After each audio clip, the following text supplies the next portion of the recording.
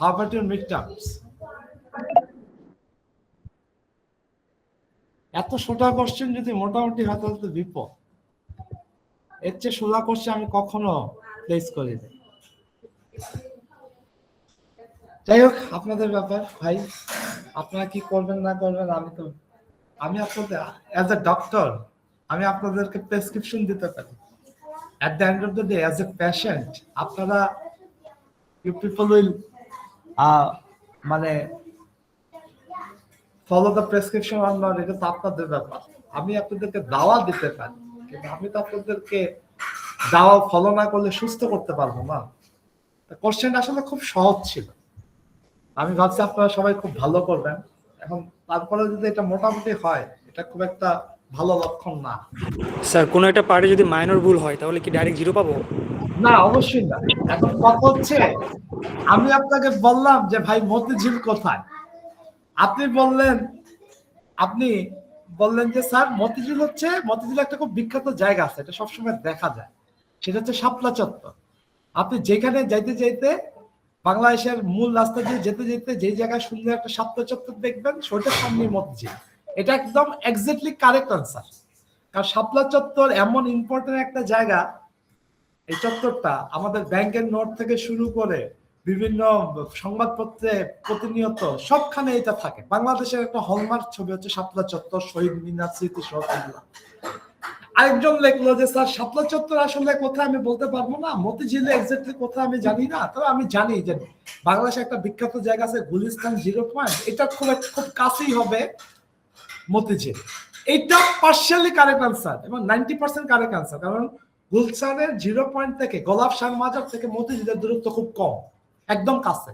Dhaka stadium পার হয়ে একটু সামনে ওইদিকে গেলেই হচ্ছে মতিঝিল।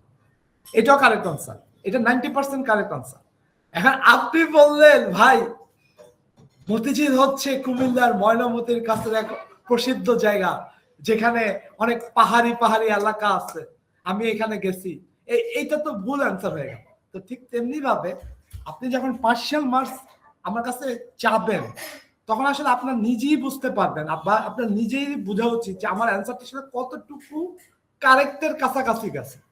এখানে আপনার অ্যান্সার যদি ন্যূনতম কারেক্টনেস না থাকে, সেখানে আসলে পার্শিয়াল মার্ক চাওয়াটা উচিত না। কিন্তু যদি মনে করেন যে মোটামুটি কাছাকাছি, আমি মতিঝিল বের বলছি, আপনি গুলিস্তানের 0 পয়েন্ট পর্যন্ত গোলাপ শাহ মাজার পর্যন্ত গেছেন, তাহলে আপনি অলমোস্ট ফুল মার্কসই আপনি এক্সপেক্ট করেন। কিন্তু তাই বলে আপনি যদি কুমিল্লা চলে যান, ময়মনসিংহ চলে যান, তাহলে আপনি আসলে কোনো মার্কস অ্যাক্সেস করতে পারেন। যেমন আমি LL1 পার্সার বলছি বের করতে, আপনি ফার্স্ট বললেন, একটা দুইটা জায়গায় একটু ভুলে গেছে, 90% মার্কস ইউ ক্যান ডিজার্ভ। কিন্তু আপনি LL1 ফার্স্ট ফলো কিছু না করে উল্টা পাল্টা একটা কিছু করার চেষ্টা করলেন, আপনি কেমনে মার্কস ডিজার্ভ? বুঝাতে পেরেছি? জি স্যার। এটা মানে আপনারা নিজেরা আসলে বুঝতে পারবেন যে কখন পার্সিয়াল মার্কিং দেওয়া যায়, কখন দেওয়া যায়। এগুলো অ্যান্সার তো ফিক্সড, তাই না? এগুলো অ্যান্সার তো আর না, এমন না যে এক একজনের অ্যান্সার এক এক রকম হবে, তা তো না। কারেক্ট অ্যান্সার তো একটাই, সেটাই বলো।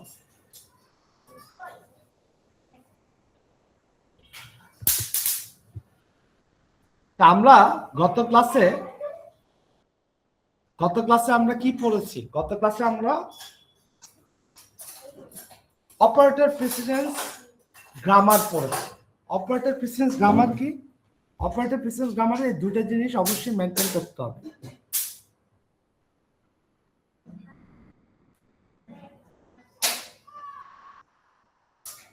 এক number,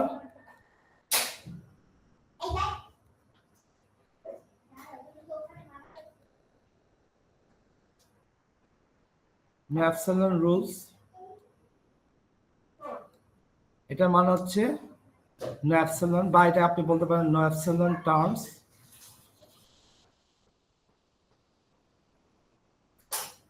on right hand side of rules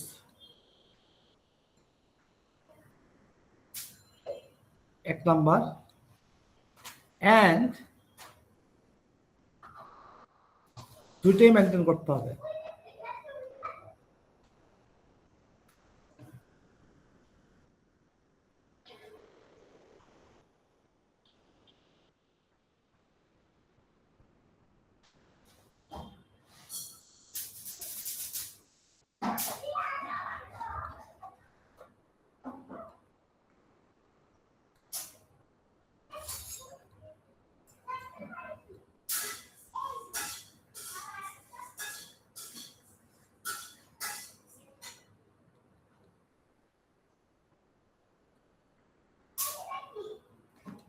ঠিক আছে? তো এখন এই ভায়োলেশনটা হইলেও আমরা অনেক সময় প্রায় আমরা ওপিজিতে কনভার্ট করতে পারি। কিভাবে? এটা সলিউশন হচ্ছে আমরা যে ফাইনাল অর্ডারটা পড়েছি সেখানে চমস্কি নর্মাল ফর্ম নামে একটা অ্যালগরিদম ছিল, সেখানে ডেল নামে একটা স্টেপ ছিল। সেই ডেল দিয়ে আমরা এপসাইলন টার্মস রিমুভ করতে পারি।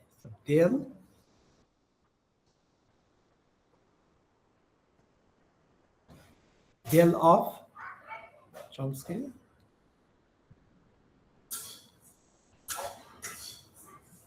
আর এটা হচ্ছে, এটা সলিউশন কি? রিরাইট। দুটা ভেরিয়েবল সাইড বাই সাইড থাকলে গ্রামারটাকে এমন ভাবে রিরাইট করতে হবে যাতে দুটা ভেরিয়েবলের মাঝখানে একটা টার্মিনাল চলে আসে।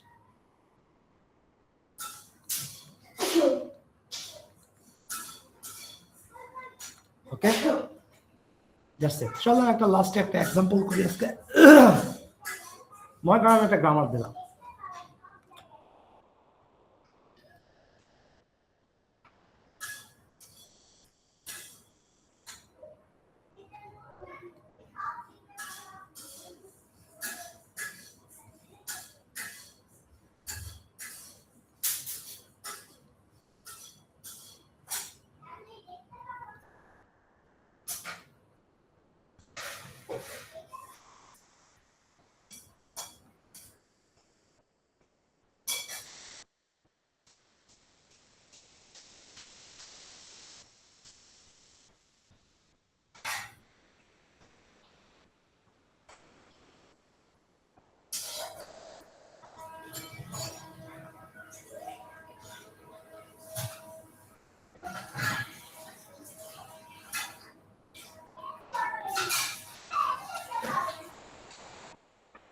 তো এই গ্রামারটায় দুটা ভায়োলেশনই আছে, two or more variable side by side আছে, অ্যাবসলিউট টার্ম আছে।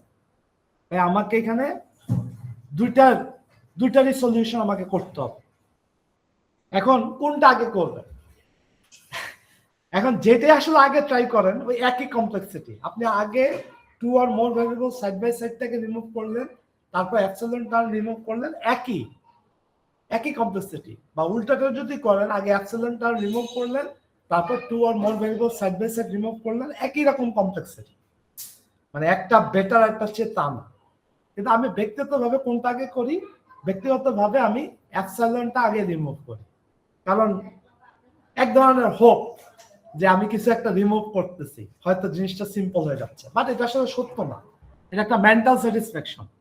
এটা আসলে অ্যালগরিদমিক্যালি কোনো কমপ্লেক্সিটি ইমপ্রুভ করে না।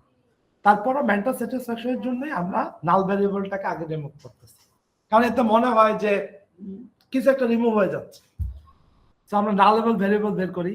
তো নালেবল ভ্যারিয়েবল কে কে এখানে? Who are the nullable variables? Who are the nullable variables? Sir, A, B. Sorry, A, C, sir. আর কেউ না? আর কেউ না? এসি তো অবশ্যই দেখাই যাচ্ছে। আচ্ছা, এখানে দেখেন বি তে এ যদি নালেবল হয়ে যায়, সিও যদি নালেবল হয়ে যায়, তাহলে পুরো এসিটা কি হবে? নাল হবে না? Am I right? এও Yes, যদি sir. নাল হয়ে যায়, সিও যদি নাল হয়ে যায়, তাহলে দুইটাই নাল হয়ে যাবে না? তাহলে বিটাও নাল হয়ে যাবে না? So B is also nullable variable. Agree? কথা ঠিক? আচ্ছা, এস কি নালেবল হয়? দেখেন এস এ যদি এও নাল হয়ে যায়, বিও নাল হয়ে যায়, স্টিল একটা স্মল এ থাকে। এখানেও এ বি সি তিনটেই যদি নাল হয়ে যায়, স্টিল একটা স্মল এ থাকে। তাই এস কে আপনি কখনো নাল করতে পারবেন না। নালেবল ভেরিয়েবল হচ্ছে এই তিনটা। ঠিক আছে? কে আসছে বাবা? তোমার ওভেন কি চলে আসছে? আচ্ছা, এখন তাহলে আমরা সলিউশনটা শুরু করতেছি।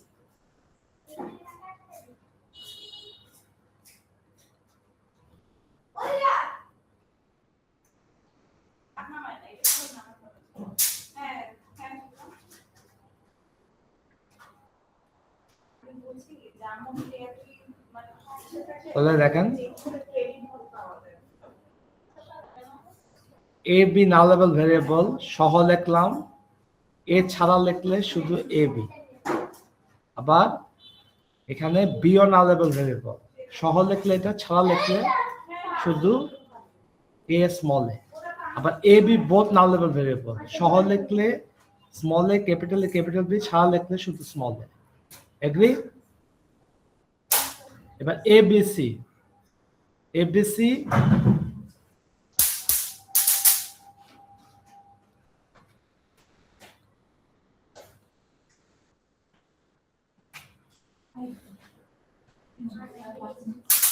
এখানে এবিসি নাল লেভেল ভেরিয়েবলস সহ লিখলে small A capital B capital C, ছাড়া লিখলে এ নাল লেভেল ভেরিয়েবল। সুতরাং এ বিসি। তারপর বি নাল লেভেল ভেরিয়েবল সহ লিখলে স্মল এ এসি। AC, right. সি নাল লেভেল ভেরিয়েবল সহ লিখলে কি হবে? Small A capital A B, right. এবার দুটা করে চিন্তা করো। স্মল এসি, স্মল বি আর C both null level variable, তাহলে স্মল এ ক্যাপিটাল এ লেখছি একবার। A B null level variable, তাহলে স্মল এ সি। আর আরেকটা হতে পারে বিসি, সরি এসি, তাহলে স্মল এ ক্যাপিটাল বি লেখছি একবার। আর তিনটাই নাল লেভেল স্মল এ, বাস। এই এতগুলো আসবে, সব কম্বিনেশন ট্রাই করে দেখতে হবে। এতে আসেন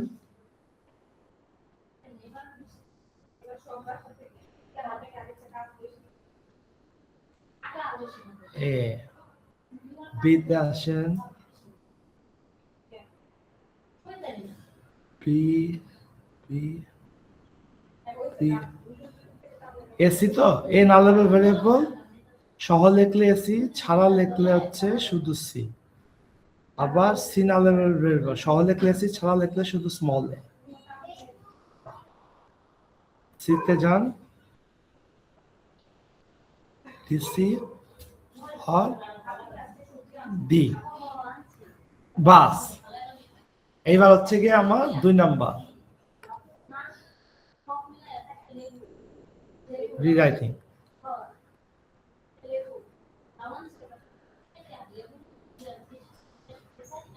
সমস্যাটা কি? সমস্যাটা হচ্ছে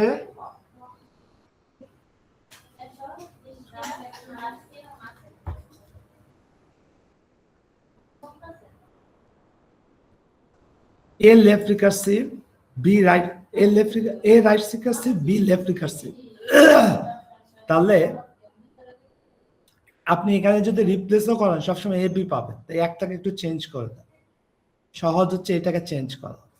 এটাকে আমি রাইট রিকার্সিভ থেকে লেফট রিকার্সিভ বানাই দেব। তাহলে গ্রামারটা কিরকম হবে? A derives capital A small A or small A. এইবার দেখেন, এবার তাহলে A B side by side,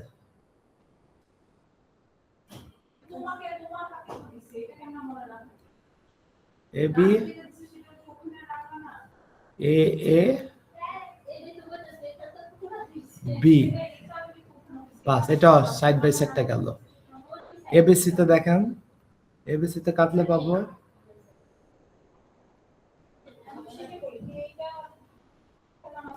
BC A A BC. C, এখানে যদি সি কে রিপ্লেস করি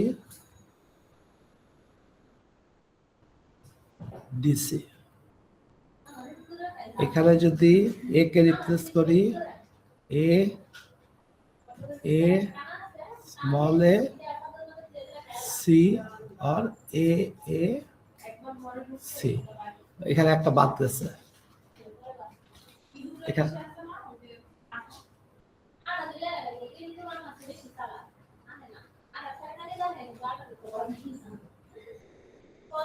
একটা বাদ গেছে। এখানে হবে এ বি ডিসি और ए বি ডি। এবার ঠিক আছে। আচ্ছা, এটা এখানে ए ए बी और ए ए বি, ঠিক আছে। তারপর আর কোথায় সমস্যা? এসি, তাহলে এখানে হচ্ছে এ ডি সি আর এডি। ওকে, হইলো। আচ্ছা, এটা তো আরো সমস্যা আছে, এখনো শেষ হয়। এবার এটা ঠিক আছে, এখানে ঠিক আছে, এখানে বিসি সাইড বাই সাইড, তাহলে এখানে আবার রিমুভ করতে হবে। এখানে আবার রিমুভ করলে আমি পাইলাম এ এ বি ডি সি और ए ए বি ডি, ঠিক আছে। স্যার 2 নম্বর রুলটা বেসিক্যালি হচ্ছে ব্যাক টু ব্যাক দুইটা ভ্যারিয়েবল থাকতে পারবে না। দুইটা ভ্যারিয়েবল ব্যাক টু ব্যাক থাকতে পারবে না, থাকলে হচ্ছে গিয়ে আমাকে মাঝখানে এমন ভাবে রিপ্লেস করে, যেমন আমি দেখেন এ কে কি দিয়ে রিপ্লেস করতে পারি, স্মল এ, ক্যাপিটাল এ আর স্মল এ, তাই না? জি স্যার, জি তাহলে স্যার। আমাকে ওখানে রিপ্লেস করতে হবে, রিপ্লেস করে দুটো ভেরিয়েবল মাঝখানে একটা টার্মিনালকে বসায় দিতে হবে, তাহলে আর দুটো ভেরিয়েবল সাইড বাই সাইড থাকতে পারবে না। আবার মাঝে মাঝে এরকমও হয় যে আপনি যাই করেন, যেটাই রিপ্লেস করেন, তো ওই একই জিনিসই বারবার আসতেছে। যেমন এ বি কে এ কে রিপ্লেস করলে অরিজিনাল গ্রামারে এ বি আসবে, বি কে রিপ্লেস করলে এ বি আসবে, রিপ্লেস করার পরও এ বি থাকে। তো সেই ক্ষেত্রে আমরা লেফট রিকার্সিভকে রাইট রিকার্সিভ এরকম চেঞ্জ করে নিচ্ছি, বুঝা গেল? জি স্যার। আচ্ছা, তারপর দেখে আর কোথায় সমস্যা? এই যে এখানে সমস্যা, এখানে কাইতে হবে A A A capital A B D C और ए बी डी शेष শেষ। আর কত সমস্যা? আর কত সমস্যা? এখন এই গ্রামারটা ইট বিকামস ও বি, ঠিক আছে। কোনো কোশ্চেন থাকলে করতে পারেন। Any questions guys? নেক্সট ক্লাসে আমরা ঈদের যাওয়ার আগে, আমাদের অনেক ক্লাস আছে, আমাদের ঈদের ছুটির পরে তো 1 মাস ক্লাস হবে, তাই না? জি স্যার। কয়টা ক্লাস হবে আরো?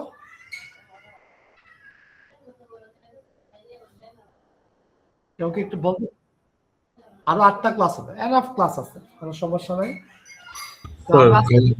কালকের ক্লাসটা কি হবে স্যার? হ্যাঁ, কালকে ক্লাসটা হবে। কালকে ক্লাসে আমরা অপারেটর প্রেসিডেন্ট পার্সারটা শেষ করে ফেলবো, তাহলে আমরা we are in a good standing. তাহলে আজকে আর বেশি পড়াইলাম না, কালকে অপারেটর প্রেসিডেন্ট পার্সারটা শেষ করার পর আমরা ঈদের ছুটিতে যাব, তারপর হচ্ছে এসে আমরা বাকি পার্সারগুলো করব। আর আপনাদের একটা প্রেজেন্টেশন হবে এখানে, একটা মোটামুটি গ্রুপ তৈরি করার চেষ্টা করেন, হায়েস্ট 5 জনের একটা গ্রুপ তৈরি করেন। আপনাদেরকে ছোট্ট একটা প্রেজেন্টেশন করতে হবে, সিম্পল একটা প্রেজেন্টেশন। সেটা হচ্ছে গিয়ে এই যে আপনারা বিভিন্ন এআই টুল ব্যবহার করেন, chat GPT, DeepSeek, open AI, এগুলা দিয়ে আপনারা একটা প্রজেক্ট তৈরি করেন, ছোট্ট প্রজেক্ট, সেটা আমাদেরকে ডেমো হিসাবে দেখান, 5-6 মিনিটের একটা প্রেজেন্টেশন। আপনারা আমাদের চেয়ে এগুলো আরো অনেক ভালো জানেন, তাই আপনাদের কাছ থেকে এটা তো আমরা শিখবো। যেমন আমি কয়েকটা স্যাম্পল বলতে পারি, যেমন একটা প্রেজেন্টেশন, এটা অনেক পুরাতন হয়ে গেছে। ওরা কি করছে, আমাকে ক্লাসের মধ্যে আইসে পাম্প পড়তে দিয়ে একটা কবিতা লিখছে, কবিতা লেখার পর শুনে বলছে এবার এটা আমাদের স্যারদের উদ্দেশ্যে লিখছি, তুমি এটা দিয়ে গান বানাও, গান বানায় মিউজিক বানাও, মিউজিক বানায় এটা চালাইছে। ওরা সারা ক্লাস হচ্ছে গিয়ে নেচে বেড়াইছে। জি স্যার, প্রেজেন্টেশনটা আমি দেখছি স্যার, আমি গেছিলাম। এটা অনেক পুরাতন হয়ে গেছে, মানে এটা প্রতি সেমিস্টারই পাইছি, দয়া করে নতুন কিছু আইনেন। আরেকটা প্রেজেন্টেশন স্লাইড আপনাদের, একটা আমাদের এখানে একজন দাবা খেলোয়াড় আছে, ও দাবা খেলছে চ্যাট জিপিটি। আরেকজনের প্রেজেন্টেশন বলি, সে বলছে স্যার আপনি যে পরীক্ষা কোশ্চেন দেন আমি অ্যানালাইসিস করছি যে কতটুকু প্লেজারিজম করা যায়। তারপর সে প্লেজারিজম করে আমাদের দেখাইছে যে স্যার দেখেন কত অ্যান্সার গুলা মিলে কিনা। তখন আমরা দেখলাম অ্যানালাইসিস করে যে ট্রু ফলস গুলা সে পারে, মানে ফ্যাকচুয়াল বেসিস যেগুলা ট্রু ফলস গুলা সে কারেক্টলি মোটামুটি অ্যান্সার করতে পারে। কিন্তু আপনি যদি তাকে দেন, অ্যানালাইটিক্যাল কোশ্চেন দেন, তাহলে কিন্তু সে পারে না। যেমন আপনারা অনেকেই প্রশ্ন করছেন যে স্যার এটা আপনি কি লিখছেন, এই যে আপনারা অনেকেই প্রশ্নটা করছেন যে স্যার পরীক্ষার আগে আপনি একটা গ্রামার শো করছেন, হোমওয়ার্ক 1-2-1 আনএম্বিগাস গ্রামার। এটা আসলে একটা আম্মু আমার কাছে জানতে চাইছে যে স্যার এটার আনএম্বিগাস ফর্মটা কি হবে। গ্রামারটা ছিল S derive A S or B, A derives S A or A. আপনি তো এটাকে অ্যাম্বিগাস দেখাইছেন, কিন্তু আনএম্বিগাস ফর্মটা তো দেখান নাই। তো আপনি এটা একটু শো করেন, আমাদেরকে আনএম্বিগাস ফর্মটা দেখান। তো অনেকে অনেক ট্রাই করছে, ভুল হয়েছে। আমিও ক্লাসে কিছুক্ষণ চেষ্টা করে পারি নাই। তো বাসায় যে আমি চ্যাট জিপিটি কে দিছি যে তুমি এটা আনএম্বিগাস গ্রামারটা শো কর, সে পারে নাই। সে একদম যাইচ্ছাতে আনসার দিচ্ছে, মানে ধারের কাছে নয়, উল্টা পাল্টা। তারপর আমি অনেকক্ষণ চিন্তা করছি, 2-3 ঘন্টা চিন্তা করে শেষে কারেক্ট আনসারটা বের করছি। তো চ্যাট জিপিটি তার কথা হচ্ছে এটাই, তার কনক্লুশনটা এটাই ছিল যে স্যার যেগুলো ফ্যাকচুয়াল, মনে করেন যেগুলো ফ্যাকচুয়াল, যেগুলা টেক্সট বইতে যেগুলো অ্যান্সার পাওয়া যায়, বা যেগুলো ইন্টারনেটের বিভিন্ন ডাটাবেজে পাওয়া যায়, বা ইন্টারনেট সার্চ করলে পাওয়া যায়, সেগুলো চ্যাট জিপিটি খুব সহজেই অ্যান্সার দিতে পারে এবং কারেক্টলি অ্যান্সার দিতে পারে। আপনি নিজেই বললেন যে আপনার ট্রু ফলস সবগুলো ঠিক আছে, কিন্তু আপনার অ্যানালিটিক্যাল কোশ্চেন গুলো সে ভালো পারে না। বিশেষ করে দেখেন আপনাদেরকে যে কোশ্চেনটা দিচ্ছি মিড টার্মে, আপনারা ট্রাই করে দেখতে পারেন, ট্রু ফলস সে সবগুলাই পারবে, এমনকি এল1 পার্সারটাও পারবে সে, কারণ এটা বেশ কমন কোশ্চেন। ওটা আমি একটা নতুন প্রবলেম দিছি, এটাও সে পারে। কিন্তু আপনি দেখেন 1 নাম্বার কোশ্চেন গুলো কিন্তু কম্পারেটিভলি ইজি, কিন্তু এগুলোর অ্যান্সার তার জন্য বেশ কঠিন। ঠিক আছে, তাই অ্যানালিটিক্যাল কোশ্চেন গুলো সে পারে না। তো এটা একটা প্রজেক্ট হয়েছে। আরেকজন দেখাইছে এই টাইপেরই, সে বলছে যে আমাদের যে স্যার এসএসসি এইচএসসি তে যে আমরা ম্যাথমেটিক্যাল প্রবলেম গুলো সলভ করি, আমরা একটা বেঞ্চমার্ক তৈরি করছি। এসএসসির কিছু কোশ্চেন, এইচএসসির কিছু কোশ্চেন নিয়ে তারপর আমরা বেঞ্চমার্ক তৈরি করে আমরা দেখছি যে কোন টুলটা বেশি ভালো, বেটার পারফর্ম করে। কারণ এসএসসি বা এইচএসসি এর ম্যাথের প্রবলেম গুলোর সলিউশন আমরা জানি, তাই আমরা আগে থেকে অ্যান্সারটা বুঝতে পারবো। তো দেখা গেছে যে সে বলছে কো-পাইলট মোর, তার ধারণা হচ্ছে co-pilot more analytical in mathematical question solving than DeepSeek, chat GPT. তো এইভাবে সে একটা কম্পারিজন করছে। এরকম অসংখ্য কাজ পসিবল, আপনাদের ক্রিয়েটিভিটি দিয়ে যে কোনো কাজ পসিবল। আপনারা গ্রুপ ওয়াইজ 5 জন গ্রুপ করে একটা কাজ করবেন, কি দিবেন গ্রুপ ওয়াইজ একটা কাজ করবেন। তো এইভাবে গ্রুপ ওয়াইজ কাজ করে লাস্টের যে একটা ছোট্ট শর্ট 5 থেকে 6 মিনিট একটা প্রেজেন্টেশন হবে। তো দয়া করে যারা মেম্বার আছেন সবাই কাজ করবেন। এখানে আমি যেন না শুনি যে স্যার ও তো কিছুই করে না, আমাদের এই জন্য খুব সমস্যা হচ্ছে, এই ধরনের কথা যেন না শুনি। তাই গ্রুপ করার আগেই মোটামুটি ঠিক করে নেবেন যে আমার গ্রুপে কাকে কাকে নিব এবং কে আমার জন্য কাজ করবে, সেরকম নিয়ে কাজটা করবেন যাতে সবাই কন্ট্রিবিউট করে। কারণ প্রশ্নের সময় যদি একজনকে প্রশ্ন করে উত্তর না পাই, তাহলে তো এটা বিগ প্রবলেম যে she or he did nothing, তখন তো সমস্যা হয়ে যাবে না। তাই এটা মনে রাখেন। Thank you. আর কিছু জানতে চান? আমরা প্রজেক্ট নিয়ে পরে আবার প্রেজেন্টেশনটা স্যার কবে হবে স্যার? প্রেজেন্টেশনটা হবে লাস্ট ক্লাসে, শেষ ক্লাসের দিন। Okay sir. আর কিছু বলবেন কেউ? জি বলেন। সেগুলা ব্যক্তিগতভাবে যোগাযোগ হবে, সেগুলা এরকম ক্লাসে সবার সামনে আলোচনা করার বিষয়। মেল করেন, আমি তো কোনো প্রমিস করি নাই আপনাদেরকে যে আমি মেকআপ নিব। তারপর আমি সর্বাত্মক চেষ্টা করব, যদি এটা নিতে পারি তাহলে এটা আমি মানে ঈদের বন্ধের পরে নেওয়ার চেষ্টা করব। তো সেটা একটা হইতে পারে, আরেকটা হইতে পারে যে ফাইনালের সাথে অ্যাডজাস্ট করে দেওয়া, সেটাও একটা হইতে পারে। এখন আমরা আসলে জানি না, বা এমন হইতে পারে পেনাল্টিও দিতে পারি যে আপনি আসেন নাই কেন। এটা সবটাই হবে ব্যক্তিগত আলোচনা, কারণ আপনার প্রবলেম ব্যক্তিগত, এটা ক্লাসে আলোচনা করা যাবে। আর কিছু? হ্যাঁ, অ্যাটেন্ডেন্স দেবে। আর কেউ নাই না? ঠিক আছে।